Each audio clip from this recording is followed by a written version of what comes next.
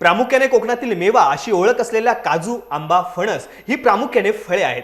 ओल्या काजूगाराने खवय्यांच्या जिभेला पाणी सुटते. यंदा काजूच्या हंगामातला थोडा उशीर झाला असला तरी रत्नागिरी बाजारात ओले काजू दाखल होण्यास सुरुवात झाली आहे. तब्बल 350 ते 400 रुपये शेकड्याने त्यांची विक्री होत असून किंमत वधारली तरी हंगामात पहिल्या काजूंवरती ताव मारण्यासाठी खवय्यांची गर्दी होत आहे. ओल्या काजूचा उत्तम खप सध्या पाहायला मिळत आहे. नमस्कार, माझं नाव माधुरी प्रतीक करमटे. मी रत्नागिरीतलीच आहे.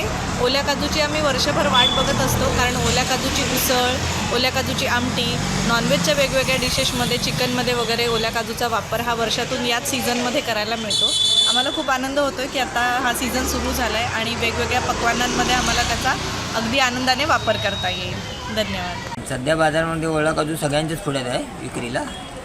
खूप चांगलं मार्केट आहे त्याला आणि काजूचा आस्वाद घेणारे रत्नागिरीमध्ये खूप लोक चांगल्या प्रमाणात आहेत. बाहेरून येणारे रत्नागिरीतले सगळे चांगल्या प्रकारे काजू खरेदी करतात. पहिला नवीन करायचं म्हटल्यावर किती पण महाग असला तरी घेतात. बिर्याणीमध्ये, पुलावमध्ये त्याचा वापर चांगला केला जातो.